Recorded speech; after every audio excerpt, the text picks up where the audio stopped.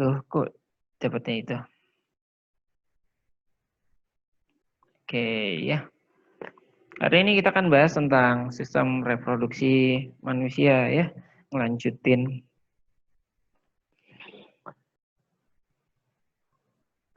Oke, manusia terbagi menjadi dua jenis, yaitu wanita dan pria.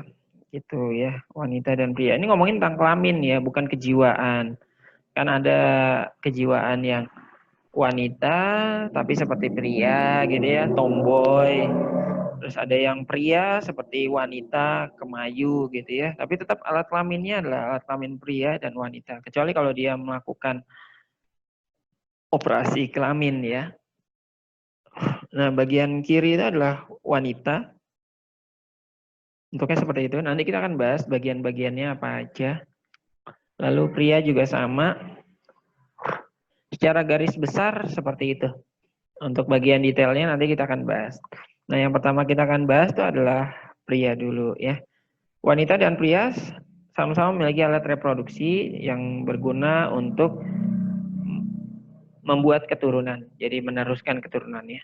Nah, pertanyaannya kenapa makhluk hidup harus bereproduksi? Ada yang tahu nggak jawabannya apa? Kenapa makhluk hidup salah satu cirinya adalah bereproduksi?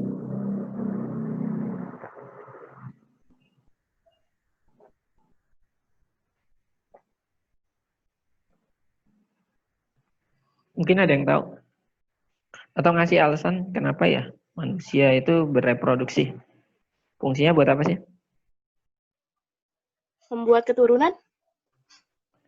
Ya, membuat keturunan. Membuat keturunan itu adalah reproduksi. Jadi asal kata dari dua kan, re dan produksi. Produksi membuat re kembali, jadi membuat kembali.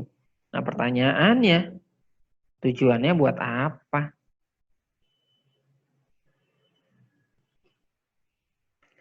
Kenapa manusia bereproduksi?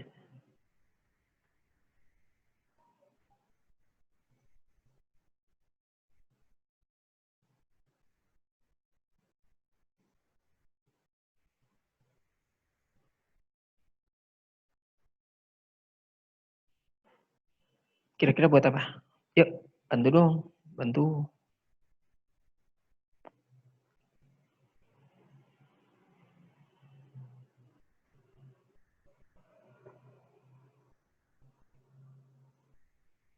Untuk apa? Ayo.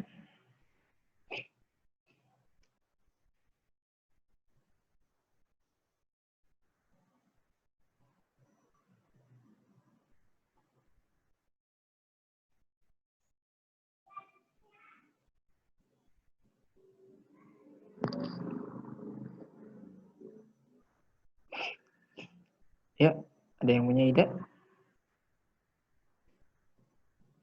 Prosesnya namanya membuat keturunan.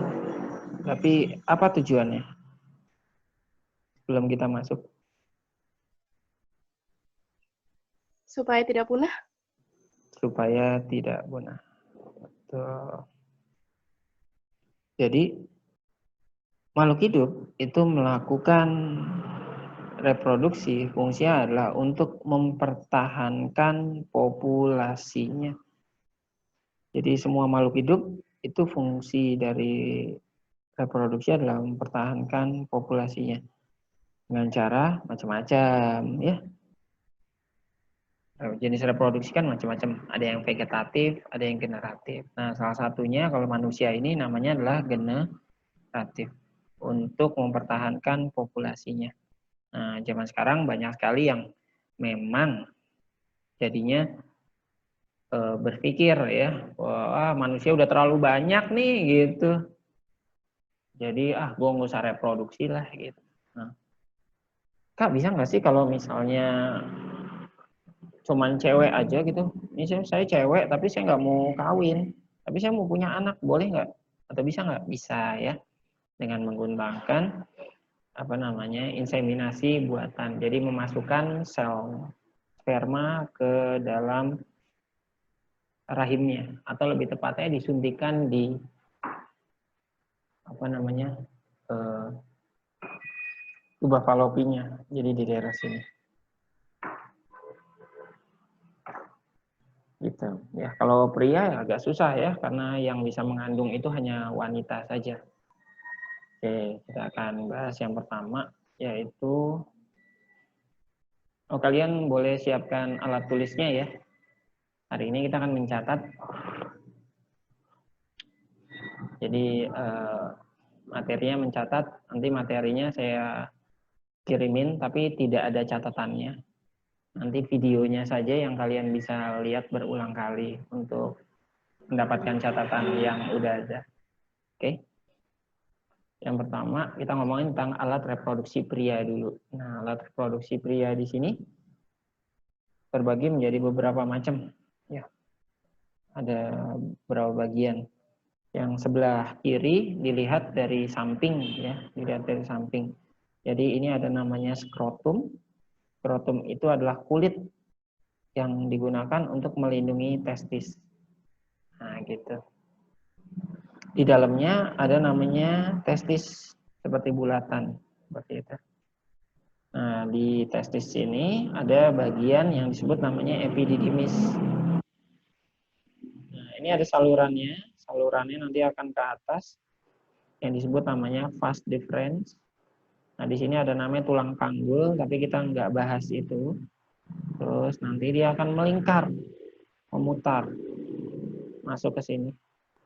Nah, gitu. Nah, di sini ada namanya vesicula seminalis. Terus di bagian sini ada namanya kelenjar prostat. Nah, biasanya kalau cowok itu yang berbahaya itu di sini nih. Untuk kelenjar prostatnya. Kalau kelenjar prostatnya membengkak, akibatnya bagian sini salurannya menjadi terjepit. Yang di atas ini ada namanya kandung kemih. Kandung kemih ini untuk menampung urin atau air kencing. Nah, gitu. Jadi kalau air kencingnya udah penuh, maka dia akan menekan ke bawah. Tekan ke bawah. Nah, sampai masuklah ke uretra. Nah, dikeluarkan melalui namanya penis. Seperti itu. Ya. Jadi ini kelenjar prostat ini termasuk yang berbahaya juga kalau misalnya dia membengkak. Akibatnya uretra dan saluran vesicula seminalis ini menjadi terhimpit, jadi kejepit gitu. Sehingga bagi yang cowok nggak bisa buat ngencing, jadinya susah. Nah, itu bahaya. Biasanya nanti kalau kanker prostat ininya diangkat. Biasanya seperti itu. Ya, kalau enggak dikasih teter ya, jadi dikasih kayak semacam apa sih namanya? Itu kayak selang gitu ya, selang kecil terus dimasukin supaya untuk ngebuka jalan supaya urinnya keluar. Nah, itu kan sakit banget, jadinya bahaya. Jadi kalau bagi cowok harus ngejaga kesehatan alat reproduksinya. Terus di sini ada bagian belakang, sakrum atau tulang ekor. Nah, di sini ada rektum. Rektum itu untuk keluarnya feses ya, buat ee. Atau yang kita sebut namanya anus. Gitu. Tapi kalau anus itu satu bagian gede gini nih. Nah, ini namanya anus. Ini namanya anus. Gitu. Kalau ujungnya aja namanya rektum. Nah, dia ada polanya ya. Jadi kalau feses kita itu berbentuk sebenarnya karena ada cetakannya di dalamnya. Gitu. Itu kalau dari samping, kalau dari depan bentuknya seperti ini. Yang sebelah kanan. Jadi testis cowok itu ada dua, sebelah kanan dan sebelah kiri. Dua-duanya akan menghasilkan sperma. Gitu. Kalau cewek juga dua-duanya menghasilkan ovum, tapi yang keluar setiap bulan cuma satu, kalau nggak dari kiri ya dari kanan. Nah, ini sama ya, ada epididymis. Nah, di dalamnya itu ada namanya, di dalam testis itu ada namanya tubulus seminiferus. Jadi ada semacam kayak tadi apa sebutnya peralon gitu ya, selang gitu, kayak selang gitu, kayak pipa, terus ada berongga. Nah, di sini tempat terjadinya untuk proses pembuatan sperma. Jadi kalau testis kita iris bentuknya seperti ini. Sama seperti kayak jeruk dipotong gitu ya. Terus di sini ada epididymis. Nah, ini ada salurannya gitu. Jadi ke atas ketemu vas deferens. Terus nanti akan masuk ke sini. Ya, ini kandung kemih. Kalau kandung kemih yang ke atas itu Kandung kemih yang ke atas ini nanti arahnya ke arah ginjal. Jadi ada ginjal di atas. Nanti akan terhubung dengan ginjal. Nah, ini vas deferens berbeda dengan yang kandung kemihnya itu, dia cuma nempel aja. Terus dari sini akan bergabung gitu ya dengan vesicula seminalis dan ada kelenjar prostatnya. Nah, ini ada kelenjar borboretral, terus baru masuk ke uretra, terus baru masuk ke penis. Nah, seperti itu. Sehingga kalau cowok, kalau ketika mau buang air kecil, dia harus tegang dulu, ya, karena bagian penisnya ini sudah terisi dengan air, sehingga menekan pembuluh darah di sekitar penisnya, sehingga dia akan menegang. Nah, seperti itu. Oke, sama seperti kalau misalnya ingin mengeluarkan sperma, nanti dia akan menegang juga dengan cara mengalirkan pembuluh darah. Jadi darahnya itu dia akan menekan pembuluh darah di seluruhnya. Jadi menekan pembuluh darah di seluruh bagian penis sehingga dia akan menegang. Ketika spermanya sudah keluar, maka tekanan pada bagian penisnya itu menjadi berkurang sehingga dia akan menjadi lemas lagi. Nah, itu garis besarnya. Kita akan bicara secara detailnya ya.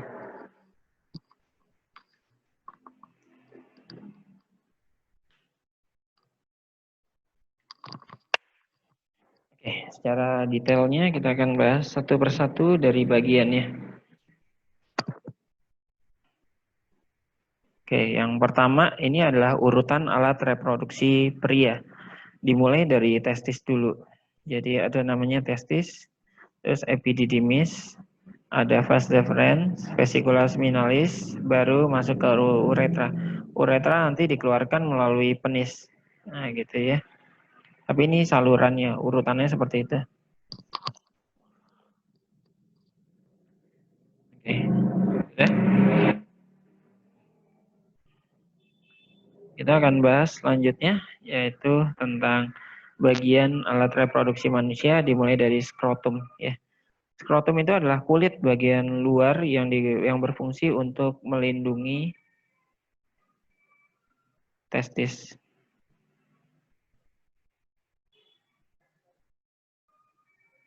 Nah, gitu ya. Jadi melindungi testis. Fungsinya buat apa sih? Oke. Biasanya kalau di offline setiap tahun selalu tanya deh. Kenapa sih testis cowok itu adanya di luar tubuh gitu, maksudnya terpisah dari tubuh bagian dalam sehingga dia menggantung. Kenapa nggak di bagian dalam aja seperti cewek? Nah gitu ya. Nah ini ada alasannya ya. Skrotum fungsinya untuk melindungi testis. Nah fungsinya untuk apa? Ya untuk menjaga suhu testis. Jadi fungsi dari skrotum itu fungsinya selain untuk melindungi testis juga menjaga suhu testis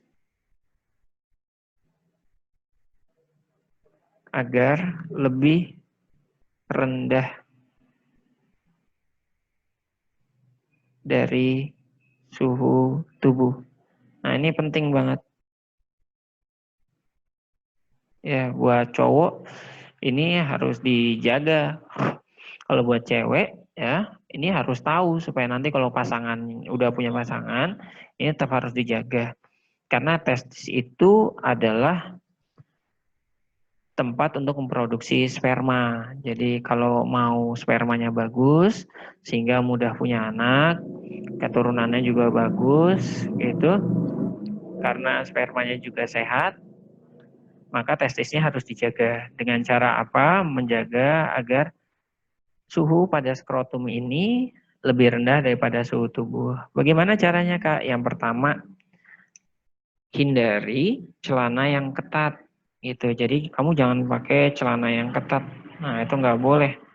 Karena celana ketat nanti dapat meningkatkan suhu tubuh, suhu pada testisnya, skrotumnya jadi lebih tinggi. Nah, itu nggak boleh. Termasuk celana dalam yang ketat, itu nggak boleh. Ya. Jadi lebih baik pakai bagian yang agak longgar, tapi jangan kendor ya. Kendor malah jadi nggak enak nanti dipakainya. Jadinya seperti itu. Jadi harus pakai pakaian yang longgar, tidak boleh pakaian yang ketat. Kan ada kayak band cangcuter gitu, dia pakai celananya ketat. Nah, itu jangan ya, jangan yang seperti itu. Jadi pakai pakaian yang longgar-longgar aja gitu. Makanya orang kalau di kampung atau orang-orang dulu tuh lebih suka pakai sarung gitu ya. Jadi lebih longgar aja, pakai celana pendek yang longgar-longgar. Nah, seperti itu ya. Kalau buat pergi ya usahakan jangan ketat. Nah, itu ya. Fungsinya untuk menjaga suhu testis agar lebih rendah dari suhu tubuh. Nah, gitu. Kalau misalnya mau testisnya bagus juga bisa juga sih direndam pakai air atau pakai air es gitu. Tapi ya jadinya kedinginan, jadinya nggak enak. Nah, itu salah satunya. Ya, jadi fungsi dari skrotum itu adalah melindungi testis agar suhunya lebih rendah daripada suhu tubuh. Nah, seperti itu. Oke, jelas. Oke, kita lanjut lagi. Bagian yang kedua adalah namanya testis. Nah, testis itu adanya di sini nih. Testis kita itu testis cowok dari satu pasang atau dua buah ya, kiri dan kanan.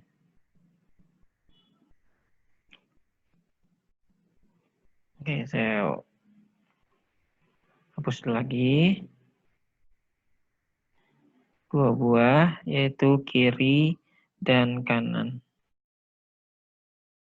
Gitu ya. Fungsinya untuk apa sih, Kak? Fungsinya kalau testis itu untuk tempat terjadinya spermatogenesis. Jadi proses pembentukan sperma itu terjadinya di testis. Itu ya. Setiap hari cowok akan menghasilkan sperma. Apalagi kalau yang udah akil balik gitu ya. Jadi dia akan mengalami mimpi basah, itu artinya testisnya sudah mulai berfungsi menghasilkan sperma gitu. Meskipun spermanya belum matang, tapi artinya sudah bisa menghasilkan sel kelamin. Nah, ini berarti kalau sudah bisa menghasilkan sel kelamin, bisa digunakan untuk membuahi ovum gitu. Tapi dengan dengan catatan secara resmi ya, secara halal gitu, tidak sembarangan. Nah, seperti itu. Ya, itu testis. Jadi tempat terjadinya spermatogenesis. Setiap hari cowok akan menghasilkan sperma atau melakukan proses spermatogenesis. Ya. Jika sudah dikeluarkan, maka dia juga akan tetap melakukan proses spermatogenesis. Jadi tetap akan menghasilkan sperma yang sama gitu ya. Nah, jumlah spermanya ini bisa dipengaruhi oleh makanan gitu. Jadi jumlah asupan makanan juga nutrisi, kandungan nutrisi yang kamu makan. Terus bisa juga hormon, misalnya kalau lagi stres gitu, biasanya spermanya menjadi sedikit berkurang. Seperti itu. Jadi banyak faktornya yang bisa kalian gunakan untuk menentukan atau yang mempengaruhi ya jumlah dari sperma itu sendiri. Nah, pembentukannya adanya di testis. Nah, testis ini tempat terjadinya spermatogenesis menghasilkan sperma. Tapi spermanya masih sperma muda ya, jadi belum matang. Oke, seperti itu. Nah, selanjutnya sperma yang tadi akan dibawa lagi namanya ke epididymis. Nah, epididymis itu kelenjar yang bergerinjal yang kalau kamu perhatiin di sini. Nah, ini ada bagiannya ya. Nah, ini namanya epididymis. Jadi epididymis ini fungsinya untuk menampung sperma sementara.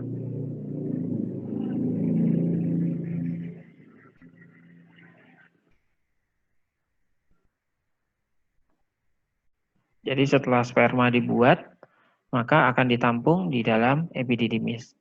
Fungsinya untuk mematangkan ya, mematangkan sperma. Jadi sperma yang tadi ibarat kata spermanya masih kecil, terus dibesarkan di epididymis. Jadi supaya lebih dewasa lagi, maka dia ditampung di epididymis. Oke, selanjutnya dari epididymis masuklah ke vas deferens.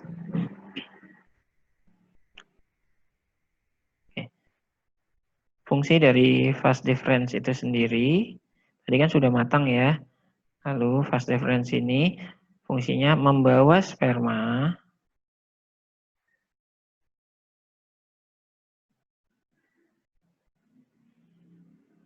menuju vesikula seminalis. Jadi fungsinya hanya membawa saja. Jadi tidak ada perubahan apapun. Kalau tadi testis kan membuat sperma ya. Nah, jadi memproduksi sperma. Kalau epididymis itu fungsinya untuk mematangkan sperma. Nah, kalau vas deferens di sini fungsinya hanya membawa saja sampai ke vesikula seminalis. Jadi hanya mengantarkan saja. Ya, diantarin seperti itu, terus masuklah ke dalam vesikula seminalis.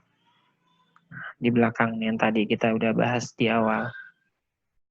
Oke, sampai vesikula seminalis. Nah, disinilah tempat untuk menambahkan zat-zat kepada sperma, atau kita sebutnya untuk memperkuat sperma.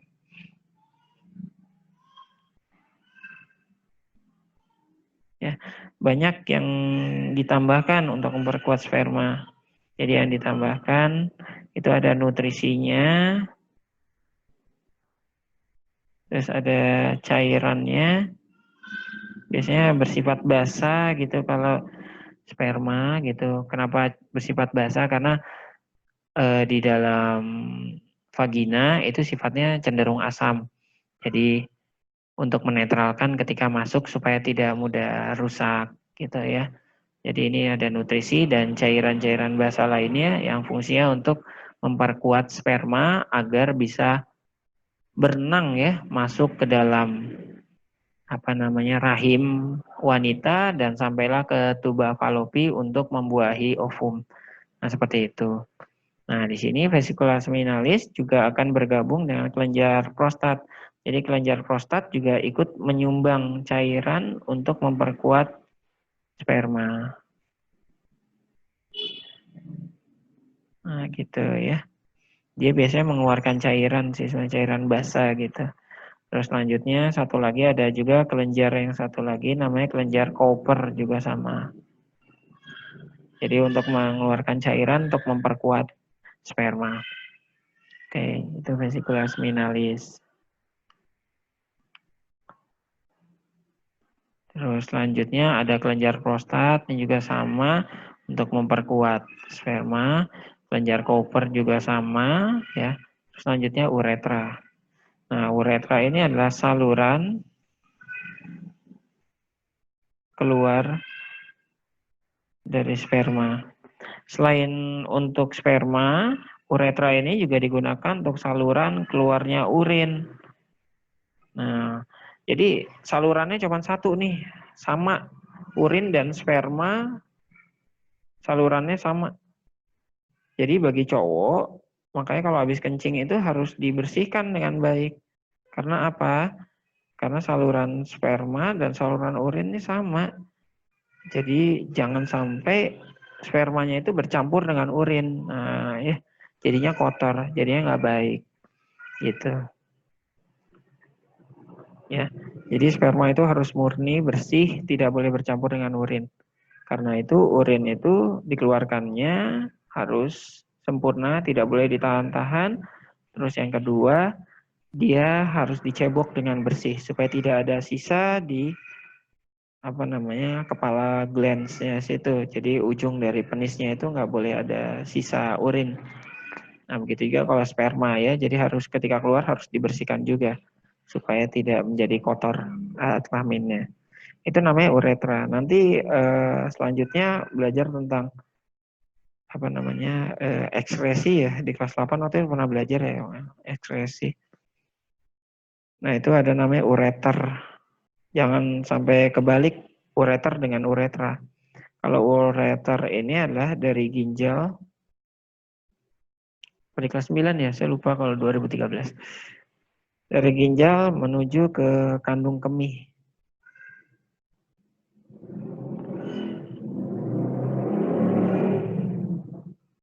Nah, ini namanya ureter. Kalau dari kandung kemih menuju ke penis, namanya uretra. Nah, itu harus dibedakan ya. Karena nanti ada pengecohnya, urutannya. Yang kita pakai adalah uretra, bukan ureter. Jadi ureter itu di dalam, uretra itu di luar. Gitu. Jadi dari ginjal ke kandung kemih namanya ureter. Kalau dari kandung kemih ke penis namanya uretra. Ya, jangan sampai kebalik.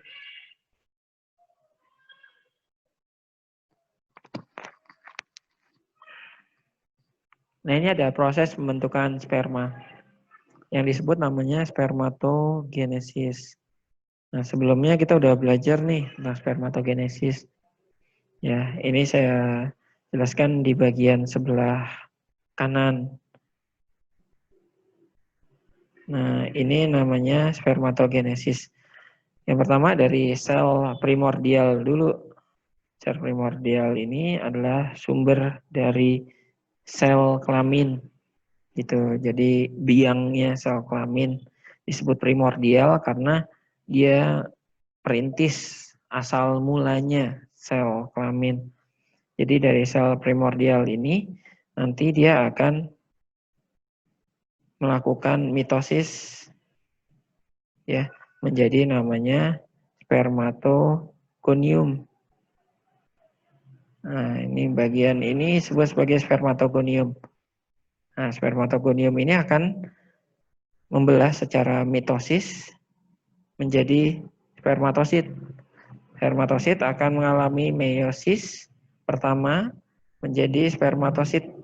Spermatosit akan mengalami pembelahan meiosis kedua menjadi namanya spermatid. Spermatid ini akan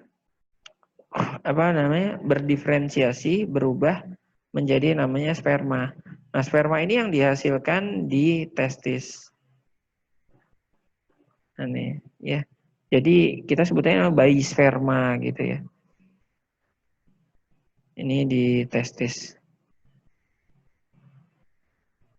Nah, bayi sperma ini yang nanti akan disimpan di epididymis untuk didewasakan atau dimatangkan. Itu untuk diperbesar ukurannya. Oke. Nah, selanjutnya kamu lihat di bagian dalamnya di situ. Di sini ada tubulus seminiferus. Jadi bagian dari testis itu ada semacam kayak selang-selang gitu ya, bagian jaringan-jaringan. Itu ini jaringan-jaringannya yang disebut sebagai tubulus seminiferus. Jadi di dalam tubulus seminiferus itu terjadi namanya spermatogenesis. Nah, di bagian dalamnya itu kalau kita belah jadi bentuknya seperti yang kotak ini.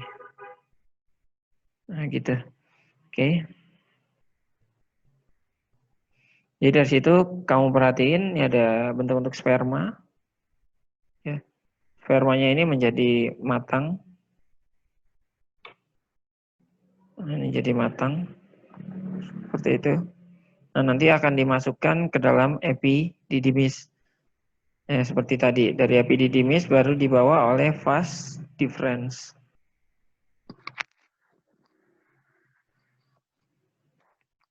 Oke. Sampai sini ada yang mau ditanyain nggak?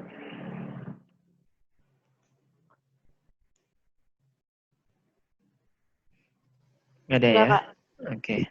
Nah, selanjutnya ini dari bentuk dari sperma dan juga proses diferensiasi dari sperma itu sendiri. Jadi yang pertama ada namanya spermiogenesis di bagian atas ini.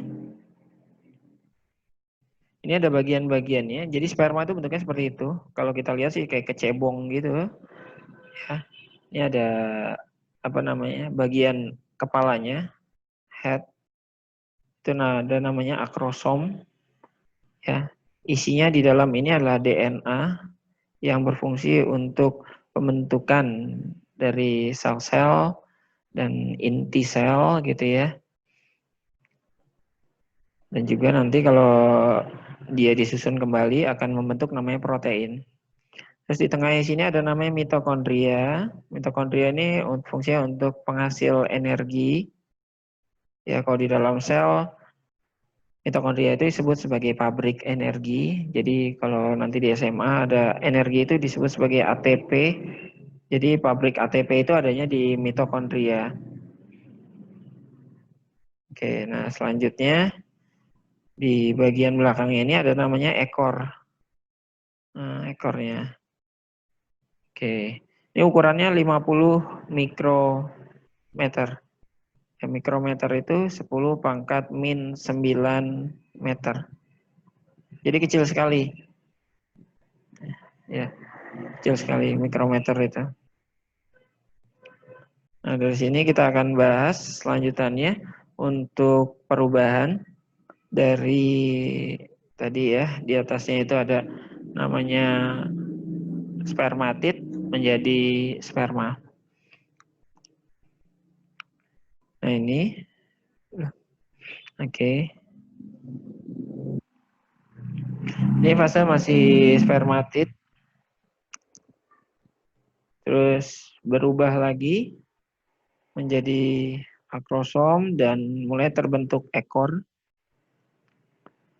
Nah, dari situ nanti akrosom kepalanya di sini, cycle-nya ini akan berubah lagi. Jadi akan masuk ke dalam intinya sehingga bentuknya ini akan semakin terlepas.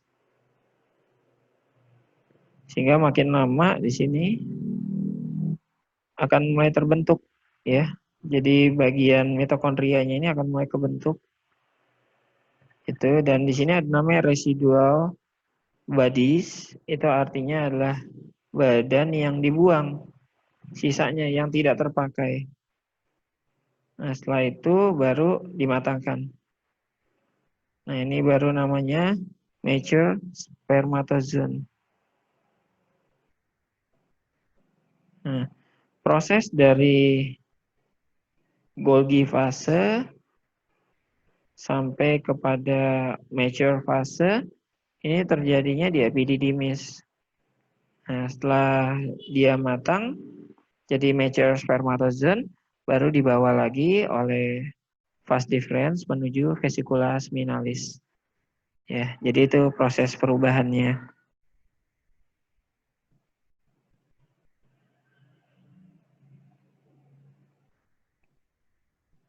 Oke, sampai situ ada yang mau tanyain?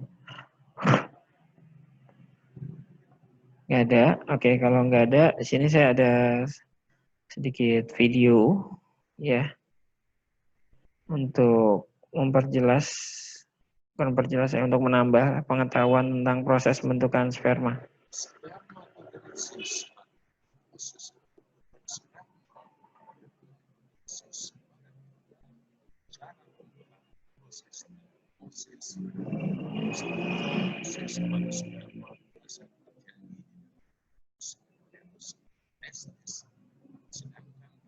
Kalau di Zoom memang agak lambat-lambat gitu ya.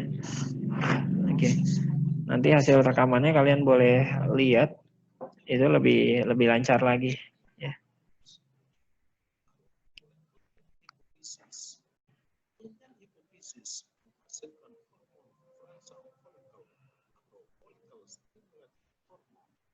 Disingkat FSH dan hormon lutein atau luteinizing hormon disingkat LH. LH merangsang sel Leydig untuk menghasilkan hormon testosteron. Pada masa pubertas, testosteron memacu sifat bagus FSH merangsang sel sentroli untuk menghasilkan androgen binding protein sifat ABP yang akan memacu spermatogonium untuk memulai proses proses pemasangan spermatogenesis.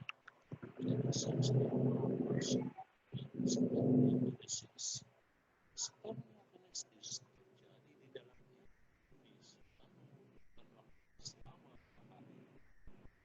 proses spermatogenesis pengembangan sel-sel primordial haploid testis berkali-kali dan spermatogonia 2M. Spermatogonia spermatosit primer AR. Spermatosit primer adalah proses menghasilkan dua buah sel spermatosit spermatoid M. Tiap sel spermatosit sekunder adalah secara meiosis yang menghasilkan 4 spermatid haploid M. Setiap spermatid mengalami pematangan menjadi sperma. Apabila spermatogenesis sudah selesai, maka androgen binding protein testosteron tidak berkembang lagi. Setelah itu, sel-sel tadi akan menghasilkan hormon inhibitory agar segera sekresi follicle stimulator dan sperma yang dihasilkan testis akan bercampur dengan getah yang dihasilkan pada reproduksi sehingga muncul suspensi. Suspensi ini antara zat cair dan zat padat yang disebut mani atau susu. Air mani ini akan dikeluarkan melalui pada volume mani yang dikeluarkan sebanyak 2,5 sampai dengan 5 ml dalam setiap mililiter mani akan mengandung sampai 100 jumlah sel sperma. Dari jumlah sel sperma ada satu sel sperma yang mampu sel sperma yang dihasilkan dari proses spermatogenesis terdiri dari sperma dan ekor. Pada bagian kepala dari sperma akrosom. Akrosom mengandung enzim hyaluronidase dan akrosit hyaluronidase.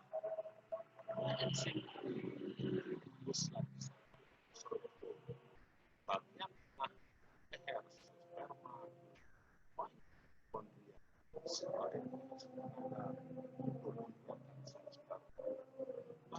Ekor sel sperma selalu bergerak seperti sel sperma dapat mencapai.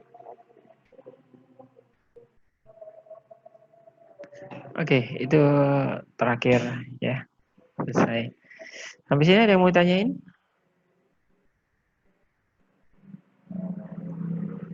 Ada yang mau tanyain?